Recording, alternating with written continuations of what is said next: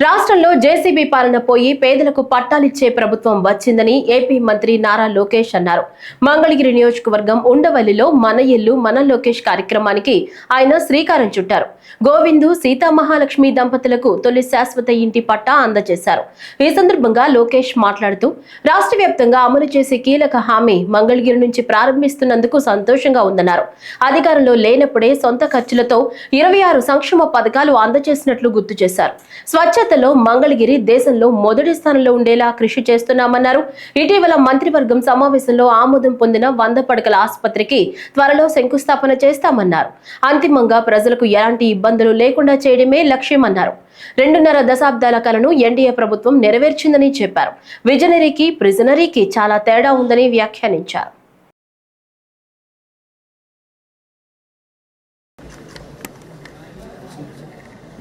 గతంలో జేసీబీ పాలన చూసాం.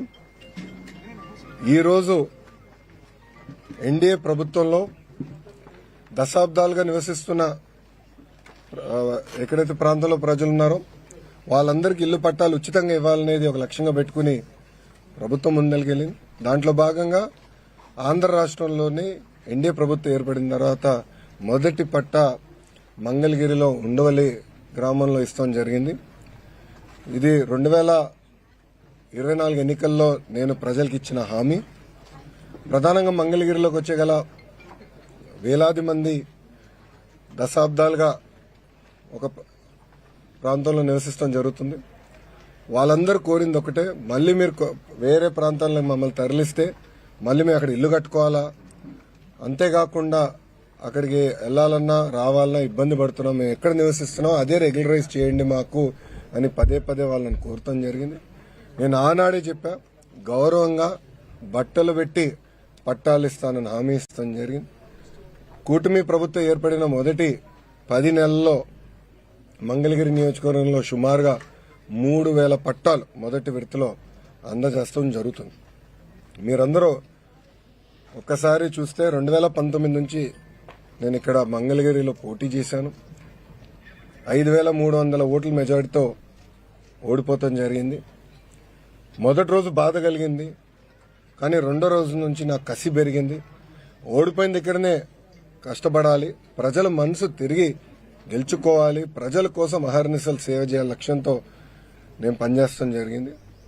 2019 నుంచి 24 వరకు సొంత నిధులు ఖర్చు పెట్టి దాదాపు 26 సంక్షేమ అభివృద్ధి కార్యక్రమాలు మంగళగిరి ప్రజల కోసం నేను చేస్తాం జరిగింది. ఒక పక్కన వాళ్ళ ఆరోగ్యం కానివ్వండి, ఆరోగ్యం కోసం ఎన్టీఆర్ సంజీవిని పేరుతో తాడిపల్లిలో క్లినిక్, మంగళగిరిలో క్లినిక్, దుగ్గిరాలకి ఒక మొబైల్ క్లినిక్ కూడా నేను ఏర్పాటు చేస్తాం. దాంట్లో ఉచితంగా మందులు ఇప్పుడు కూడా అందజేస్తున్నాం. ఊర్లో ఎవరైనా పెళ్లి జరిగితే వాళ్ళకి బట్టలు పెట్టే బాధ్యత మేము తీసుకున్నాం. ఇంతేకాకుండా గత ప్రభుత్వం తాగునీరు కనీసం వాటర్ ట్యాంకర్ ఇచ్చే పరిస్థితి లేకుండా పోయింది. వాటర్ ట్యాంకర్లు పెట్టి ఉచితంగా నీరు కూడా అందిస్తాం జరిగింది. వర్షాకాలం వస్తే కొన్ని ఏరియాల్లో గత ప్రభుత్వం కొంచెం డస్ట్ వేసేదానికి లేదంటే గ్రావెల్ పోసేదానికి కూడా ఇబ్బంది పడితే అది కూడా చేస్తాం జరిగింది. కోవిడ్ వచ్చినప్పుడు ఆక్సిజన్ అందజేస్తాం, టెలిమెడిసిన్ కానివ్వండి, ఇదంతా చేసుకుంటా వచ్చాం. ఇట్లా 26 సంక్షేమ అభివృద్ధి కార్యక్రమాలు చేస్తాం జరిగింది. అన్నట్టు స్పోర్ట్స్ పెద్ద ఎత్తున మంగళగిరి ప్రీమియర్ లీగ్తో చేస్తాం జరిగింది. 3 రౌండ్లు చేశాం. ప్రతి గ్రామానికి ఒక కిట్ ఇచ్చి పిల్లల్లో పోటీతత్వం పెంచి ఎక్కువ ఒక ప్రీమియర్ లీగ్ ఏర్పాటు చేయాలని చేశాం.